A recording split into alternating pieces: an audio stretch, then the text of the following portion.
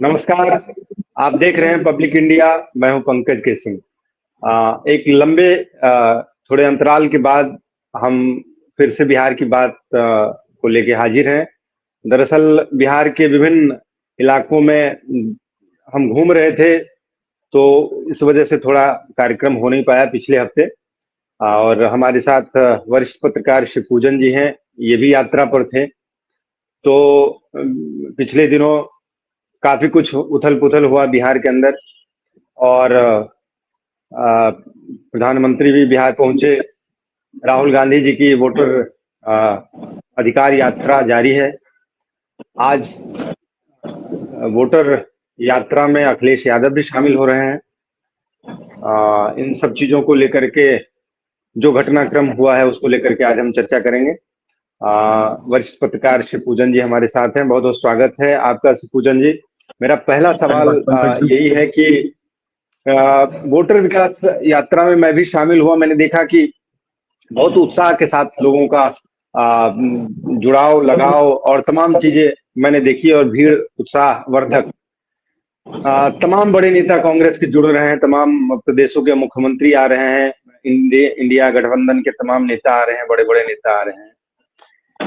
इससे क्या कांग्रेस पार्टी जो बिल्कुल मृत प्राय थी एक तरीके से बिहार के अंदर, क्या उसमें नई ऊर्जा राहुल गांधी ने फूंक दिया है? और जो 31 तारीख को जो गांधी मैदान में इन लोगों की जो बैठक होने वाली है, उससे क्या अपने संगठन को ये फिर से रिवाइव कर पाने में सफल होंगे?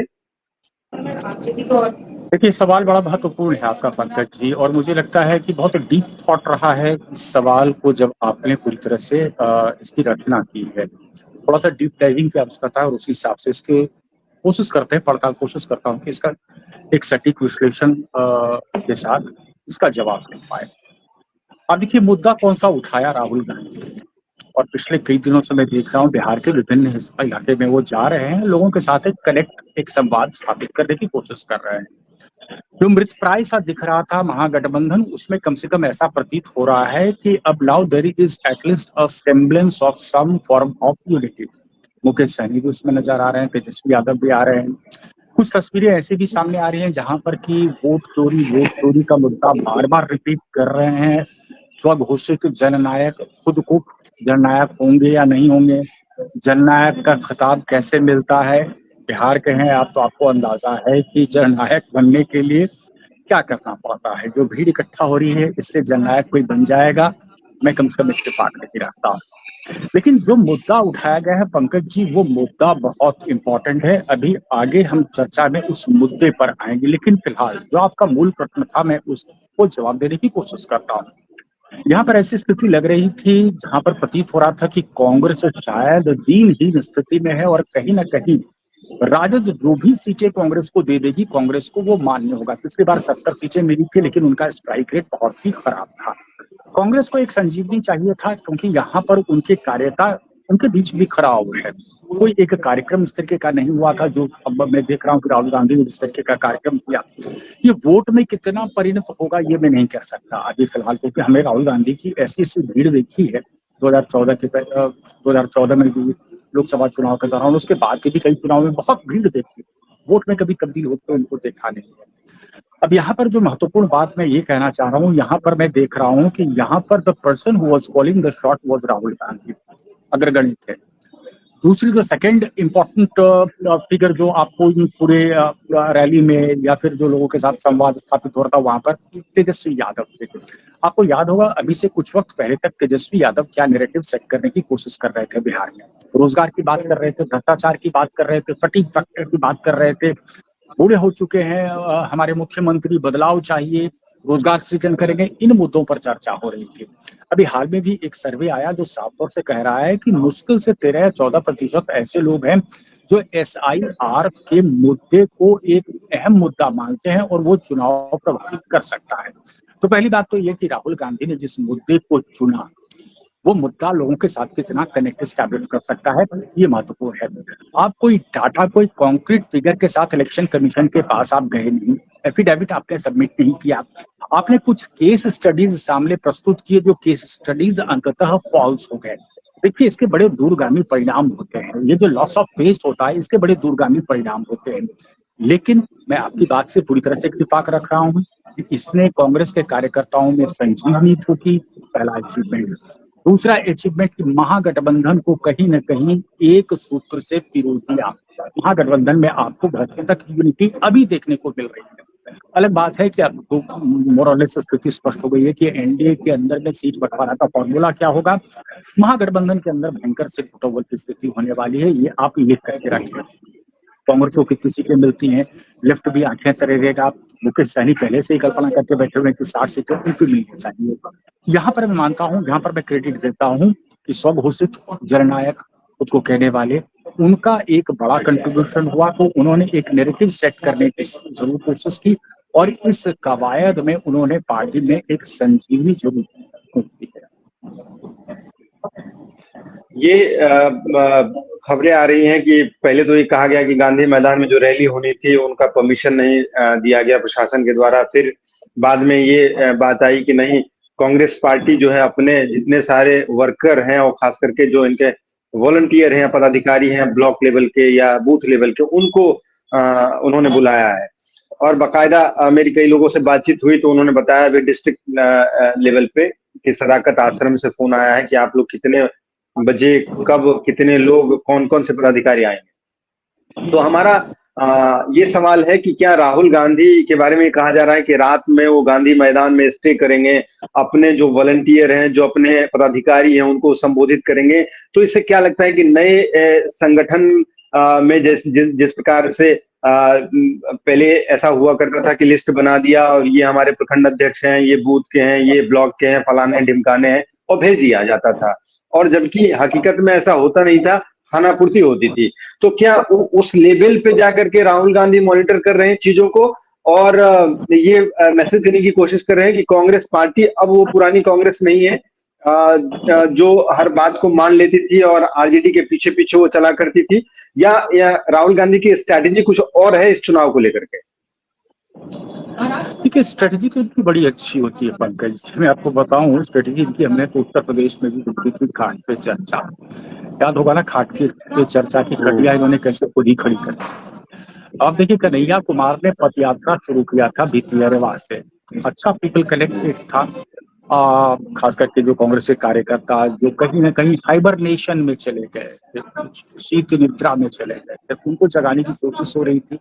फिर बाद में एक वीडियो वायरल हुआ कि तेजस्वी यादव और राहुल गांधी जब मंच साझा कर रहे थे, वहां पर कन्हैया कुमार और पप्पू यादव जैसे लोगों को धकिया दिया गया। लोगों के बीच में कम से कम मैसेज तो यही गया। मैं मानता हूँ कि प्रोटोकॉल होता है और जहाँ पर कम से कम राहुल गांधी या तेजस्वी यादव जैसे नेता हूँ, तो वहां पर कौन चढ़ेगा स्टेज पर उसका एक प्रोटोकॉल होता है। लेकिन प्रोटोकॉल के अलावा आप ये बताइए, जो कवायद उन्होंने शुरू की थी उसी कवायद पर खुद इन्होंने पानी फेरा या नहीं फेरा। उत्तर प्रदेश का हमने जिक्र कर लिया, बिहार का हम जिक्र कर लेते हैं प्रॉपर तरीके से। कन्हैया कुमार की यात्रा का क्या असर आपको दिख रहा है? कन्हैया कुमार को कहीं ना कहीं ये तो एक मैसेज दे दिया जा चुका है, या पप्पू यादव को मैसेज दिया जा चुका है कि भाई यहाँ पर there is no one who can stand equal to Tejashwi Yadav, Lalu वो होने नहीं देंगे। एक बात। दूसरी अहम बात है कि इन तमाम कवायद के बाद क्या कांग्रेस को अभी लग रहा है कि 70 सीटों से ज्यादा उनको इससे भी हाल में लालू प्रसाद यादव देने वाले हैं, क्योंकि Lalu Prasad Yadav is still calling the shot. लेकिन इस कवायद से इतना जरूर हो गया है कि इनके कार्यकर्ताओं में एक नई ऊर्जा का संचार हुआ है। देखिए, इन्होंने बड़ी अच्छी पहल की थी कि जो लोग कहे जाते थे कि वो लालू प्रसाद यादव के करीबी हैं कांग्रेस के अंदर, उनको दरकिनार करके अलावरू और या फिर कहते हैं कि महादलित सेक्शन से लोगों को ला करके उनको ऊंचे पद पर बिठाना। तो उस कवायद को भी इस नजरिए से देखा जा रहा था उस वक्त कि क्या कांग्रेस अपने पैरों पर खड़ा होना चाहती है, लेकिन अंततः होता वही। कांग्रेस की मंशा भली रहती है कि अपने पैरों पर खड़ा होना चाहती है, लेकिन अंततः वो बैसाखी का सहारा लेके ही चलती है, और इस बार भी वही होना है। अच्छा, अब हम जरा बात कर लें, पिछले दिनों हमने देखा कि सरकार के कई मंत्रियों को बिहार में विरोध का सामना करना पड़ा। यहाँ तक कि भाजपा के मंत्री हों चाहे जेडीयू के कोटे से हो, उन सबको दौड़ाया गया, खदेड़ा गया। इसको आप किस तरीके से देखते हैं? क्या इतनी जबरदस्त एंटी इनकम्बेंसी है नीतीश कुमार सरकार के खिलाफ या एनडीए सरकार के खिलाफ कि अब जो पब्लिक है, आम जनता है, वो मंत्रियों को दौड़ाने लगे? आपने, मुझे लगता है 4-5 साल पहले कुछ खबरें पढ़ी थी कि नीतीश कुमार की सभाओं में काला शर्ट पहन करके, काला दुपट्टा लेकर के, काली साड़ी लेकर के जाना मना हो गया था। नीतीश कुमार को जबरदस्त विरोध का सामना करना पड़ रहा था। एंटी इनकम्बेंसी एक फैक्टर होता है, लेकिन अभी हाल के दिनों में मंगल पांडे के ऊपर अटैक या फिर श्रवण कुमार के ऊपर जिस तरीके से अटैक किया गया, वो भी नीतीश कुमार के गृह जिला में, ये एक पैटर्न में मानता हूँ। और ये पैटर्न, इसमें इजाफा आखिर क्यों हो रहा है? इजाफा होने के पीछे मूल कारण मुझे लग रहा है पंकज जी, ये है कि जन सुराज के प्रशांत किशोर के बयानों पर आप गौर करें कि बयान किस तरीके के आ रहे हैं। प्रशांत किशोर ने किस हिसाब से बीजेपी के स्टेट के टॉप लीडरशिप को लगातार टारगेट किया और बीजेपी ने उसका एक सही जवाब, बेफिटिंग रिस्पॉन्स नहीं दिया। वो हडल में चली गई बीजेपी में। तो समाज में मैसेज क्या जाता है? एक गलत मैसेज जाता है। एक गलत मैसेज तो जाहिर तौर पर गया है, लेकिन अगर इस पूरे घटनाक्रम को हम दूसरे नजरिए से देखें तो देखिए, लोगों के पेशेंस का एक लेवल होता है। ये चर्चा ये आम होती है कि फलाने किसी इंजीनियर के यहाँ रेड होता है तो सैकड़ों करोड़ की संपत्ति और पूरा कहते हैं बोरी का बोरी भरा हुआ नोट निकल। स्थानीय लोगों को पता है कि वो चाहे फलाने का ऑफिस चले जाएं, फलाने का ऑफिस चले जाएं, वो बिना पैसे दिए हुए काम नहीं होता है। नहीं। जी देखिए, ये इसका एक पेंट अप फीलिंग तो होगा, उसका प्रॉपर एक वेंटिलेशन तो होगा और वो इसी रूप में परिलक्षित होता है। लेकिन ये कितना डैमेजिंग वोट प्रतिशत पर होगा, इस पर आप स्पष्ट रूप से कुछ नहीं कह सकते। अंततः होता वही है कि कास्ट लाइन पे वोटिंग होगी या फिर जितने भी पॉपुलिस्ट मेजर्स हाल में नीतीश कुमार वो ला रहे हैं, उन पॉपुलिस्ट मेजर्स के हिसाब से वोटिंग होगी। महत्वपूर्ण बात यह है कि नीतीश कुमार का कोर वोट बैंक खिसका है क्या, और अगर खिसका है तो खिसक के किधर गया? वो नेचुरल वोटर आरजेडी का नहीं हो सकता, यानी कि वो महागठबंधन की तरफ तो खिसकेगा नहीं। वो वोट बैंक है नीतीश कुमार का, तो खिसक करके तो एनडीए के पाले में ही रहेगा, एनडीए के खेमे में ही रहेगा, ज्यादा से ज्यादा बीजेपी का वोटर बन सकता है। मुझे लगता है कि पॉलिटिकल इक्वेशंस लगभग इंटैक्ट है। ये जो घटनाएं हैं केसेस इन आइसोलेशन बन करके रहेंगी। डैमेज कंट्रोल करने में जाहिर तौर पर सरकार लगी रहेगी और कोशिश करेगी कि इन मैटर्स को जितना डाउन प्ले किया जाए उतना किया जाए। लेकिन मीनवाइल इन सारे घटनाक्रम में आप देखेंगे कि धीरे धीरे प्रशांत किशोर का कल बढ़ता चला जाएगा। हाँ, मेरा अगला सवाल यही है कि प्रशांत किशोर कह रहे हैं कि लगभग टॉप बड़े जो सरकार में जो नेता हैं और अधिकारी हैं, उन सबका लिस्ट हमने बना रखा है कि कौन सा व्यक्ति कितना भ्रष्टाचारी है, और इन सब की पोल हम खोलेंगे, साथ ही साथ हमारी सरकार बनेगी तो इन सबको हम सलाखों के पीछे भेजेंगे। तो हम ये जानना चाहते हैं कि क्या भ्रष्टाचार इस चुनाव में मुद्दा बनने जा रहा है बकौला प्रशांत किशोर, या फिर बिहार ऐसे ही चलता रहेगा? देखिए, भ्रष्टाचार का जो नैरेटिव सेट करने की कोशिश की जा रही है प्रशांत किशोर के द्वारा, मुझे लगता है कि 2014 का जो नैरेटिव सेट किया गया था, तो प्रशांत किशोर की भी अहम भूमिका होती थी भाजपा के साथ। उस नैरेटिव से कहीं ना कहीं इन्होंने he has taken a lead out of that particular narrative, वो बिहार में सेट करने की कोशिश की जा रही है। यहाँ पर सबको पता है कि रिजिड कास्ट लाइंस पे ही वोटिंग होती है और जो कास्ट एफिलिएशंस है मोर और लेस वाटर टाइट कंपार्टमेंट में रहता है। लेकिन इन सब के बीच एक नया तबका भी वोटर का उभर करके आता है। उस नया तबका के लिए क्या महत्वपूर्ण है वो देखना बड़ा दिलचस्प होगा। करप्शन एक इशू जाहिर तौर पर है, लेकिन वहीं पर बड़ा सवाल ये आता है कि आपने 100 या मान लीजिए 200 लोगों की ऐसी लिस्ट बना रखी है, नीतीश कुमार पर एक भी करप्शन का चार्ज कोई लगा पाया है क्या जो जेन्युइन हो? कि राजनीति से प्रेरित आप कुछ भी आरोप प्रत्यारोप करते रहे, लेकिन मूल सवाल हमारा ये है कि चाहे भाजपा जब विपक्ष में होती है या राजद, नीतीश कुमार के खिलाफ आप परिवारवाद का या भ्रष्टाचार का एक भी कोई आरोप लगा सकते हो क्या? वहां पर सबका जवाब लगभग ना है। जब तक वो नहीं होगा, मुझे नहीं लगता है कि जो इनका वोट है, कोर वोट बैंक है, उसमें किसी भी तरीके से प्रशांत किशोर या कोई दूसरा बिखराव कर पाएगा। और दूसरे जितने भी ये जनहित की योजनाएं नीतीश कुमार ताबड़तोड़ घोषित करते चले जा रहे हैं, आप सोचिए ना, महिला किसी भी महिला के अकाउंट में जब 1100 रुपए गिर रहा है, उसका 125 यूनिट बिजली फ्री हो रहा है, क्या स्थिति होती है। रमन सिंह की आपको कहानी छत्तीसगढ़ में याद होगी ना, जो छत्तीसगढ़ में जो कहा जाता था हर बार की 5 साल में सरकार लोग बदल देते हैं, इंडियन गवर्नमेंट हावी होता है। चौर वाले बाबा के रूप में प्रसिद्ध हो गए थे, घी का राशन चावल मिल रहा था, चौर वाले बाबा का। फ्रीबीज एक बड़ी राजनीति के रूप में उभरा है, बहुत बड़ा एक स्कूल बन चुका है और नीतीश कुमार ने उसे अपना लिया। तभी तो आप सुन रहे हो ना लगातार तेजस्वी यादव क्या कह रहे हैं कि वो जो मुद्दा उठाते हैं उनको ये लैपअप करते हैं, चाहे डोमिसाइल का मुद्दा हो, 1100 रुपया पेंशन देने की बात हो, हाँ, और अब अभी तो ये 10,000 की घोषणा इन्होंने कर दी महिलाओं को देने की, तो इसका भी एक बड़ा इम्पैक्ट होने वाला है, ऐसा मुझे बातचीत में वहाँ के लोगों से पता चला। और फिर आप देखेंगे उसकी किस्त चुनाव के पहले दे भी दी जाएगी। हाँ, स्टेट एक्सपेक्टर पर क्या असर पड़ेगा, भाई देखिए लैंड लॉक्ड स्टेट है, आपने तो सारी इंडस्ट्रीज और बाकी होटल इंडस्ट्री भी आपकी, आपने टूरिज्म इंडस्ट्री के साथ भी क्या किया है कि जिसमें छुपा हुआ नहीं है। एक जो महत्वपूर्ण सवाल है वो ये है कि प्रशांत किशोर ये कह रहे हैं कि आरजेडी के नेता और खास करके तेजस्वी यादव को टारगेट करते हैं कि वो 7वीं पास हैं। वो कहते हैं कि सम्राट चौधरी का भी वही हाल है, और वो उन्होंने तो यहाँ तक किया है कि उन्होंने फर्जी डिग्री लगा दी है, और तेजस्वी तो उससे ज्यादा अच्छे हैं क्योंकि उन्होंने फर्जी डिग्री नहीं लगाई है। और साथ ही साथ भाजपा के तमाम बड़े नेताओं के ऊपर बड़े संगीन आरोप लगाते हैं।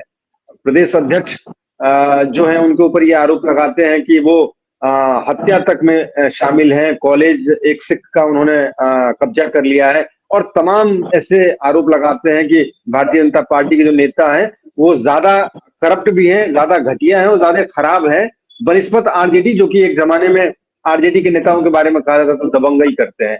तो आपको क्या लगता है प्रशांत किशोर जो ये स्टेटमेंट देते हैं, इससे कोई फर्क पड़ने वाला है बिहार के वोटर के अंदर? लोग जागरूक हो रहे हैं, इसको लेकर के सचेत हो रहे हैं, तो वो जाए तो फिर किधर जाए? अगर मान लीजिए भाजपा को न वोट करे या तेजस्वी को वोट न करे, तो फिर वोट किधर करे? प्रशांत किशोर, आप भी जानते हैं, हम सब लोग जानते हैं कि इतना जल्दी इतना बड़ा नेटवर्क खड़ा करना और बूथ स्तर तक संगठन खड़ा करना और फिर उसको चुनाव में इस तरीके से प्रचंड जीत हासिल करना अपने आप में पहली बारी में तो बहुत ही मुश्किल काम होता है।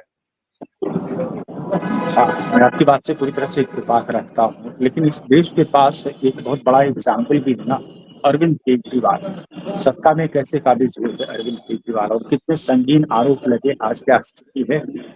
तो जो भी इस तरीके के अरविंद केजरीवाल से कनेक्ट करता हुआ जो भी एक्सपेरिमेंट होगा, मुझे लगता है कि people will take it with a pinch of salt. एक बात तो ये है। दूसरी बात ये है कि अगर प्रशांत किशोर भ्रष्टाचार का आरोप लगा रहे हैं, तो क्या इसका वर्तमान सरकार पे, बड़े नेताओं पे, भाजपा के नेताओं पे अगर वो आरोप लगा रहे थे, इसका मतलब ये थोड़ी है कि इसका फायदा राजद को होगा।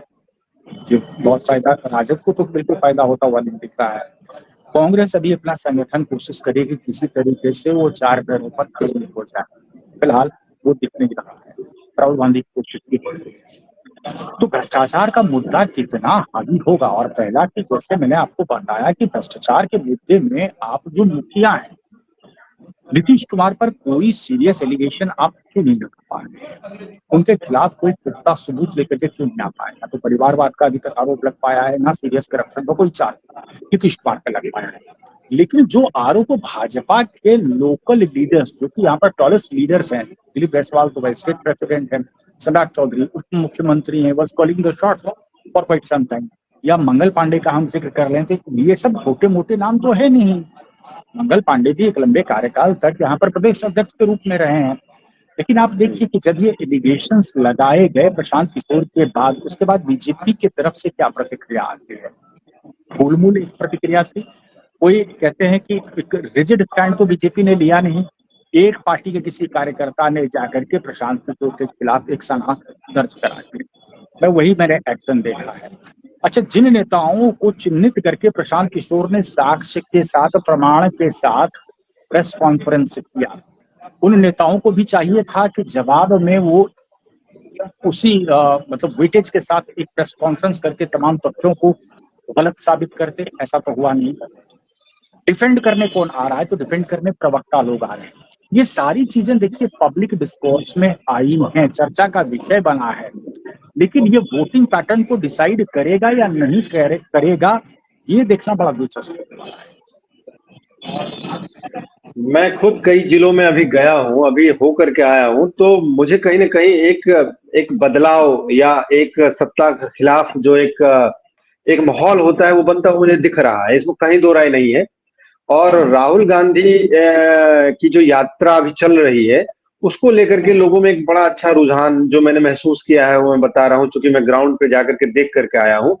ये यात्रा बेशक इंडिया गठबंधन के तमाम लीडरों की मौजूदगी में हो रही हो, लेकिन विशुद्ध रूप से कांग्रेस ये कर पाने में सफल हो पाई है कि ये कांग्रेस की यात्रा है, वोटर अधिकार यात्रा, और उसको भुनाने में वो सफल हो पाई है अभी तक। आगे क्या होगा, आगे किस तरीके से कांग्रेस इसको आगे ड्राइव करेगी, आने वाला वक्त बताएगा, और हम सब लोग इसको देखेंगे। एक चलते चलते आखिरी सवाल, आपको भी जाना है और समय कम है। ये अभी पिछले कुछ दिनों में कुछ हत्याएं भी हुई वहां पे, जो पॉलिटिकल हुई, और कुछ इस तरह की बातें हुई। ये कहा जा रहा है फिर से, एक बार फिर से ये सुगबुगाहट हो रही है कि सरकार तो नीतीश कुमार चला नहीं रहे, नीतीश कुमार वो उस हालत में नहीं है कि वो सरकार चला पाए, सरकार तो कोई और चला रहा है। तो ये जानना चाहते हैं, सरकार कौन, सरकार भाजपा चला रही है या नीतीश के जो उत्तराधिकारी बनने वाले हैं वो चला रहे हैं, या ऐसा कुछ नहीं? सारे लोग मिल करके ही चला रहे हैं। नीतीश कुमार को लास्ट टाइम आपने कब सुना था कि कोई लोगों के साथ संवाद स्थापित किया है? एक बहुत लंबा वक्त हो गया, लेकिन नीतीश कुमार हर उद्घाटन में जरूर पहुंच रहे हैं। और Nitish Kumar is always flanked by a select leaders from the BJP, select leaders from within the JDU. Selected leaders हैं, चिन्हित है, नाम लेके आपको बता दिया। सेलेक्ट ब्यूरोक्रेसी के लोग हैं जो उनके इर्द गिर्द रहते हैं। नीतीश कुमार आते हैं, हाथ मिलाते हैं। मैं देख रहा हूँ कि कुछ कुछ जगह जहाँ पर भाषण दे रहे हैं, जो लिखा हुआ होता है उसको वो पढ़ देते हैं। सबसे बड़ा सवाल ये है कि इस बार चुनाव में नीतीश के नेतृत्व पे में चुनावी मैदान में भाजपा उतरी तो जरूर है, लेकिन नीतीश कैंपेन करने की स्थिति में है भी या नहीं? बड़ा सवाल, बड़ा सवाल है फिर। आ, आज के लिए इतना ही। आज बिहार के बात में हम लोगों ने जो बिहार की वस्तु स्थिति है उसको लेकर के हमने चर्चा की। आने वाले समय में हम लोग फिर से बिहार में जो कुछ भी घटित होगा उसको लेकर के हम लोग चर्चा करते रहेंगे। श्री पूजन जी ने हमें वादा किया है कि अब हम लगातार आपके साथ ये कार्यक्रम को करेंगे। तो आज के लिए इतना ही। आपका बहुत बहुत धन्यवाद श्री पूजन जी, जुड़ने के लिए हमारे साथ, और नमस्कार।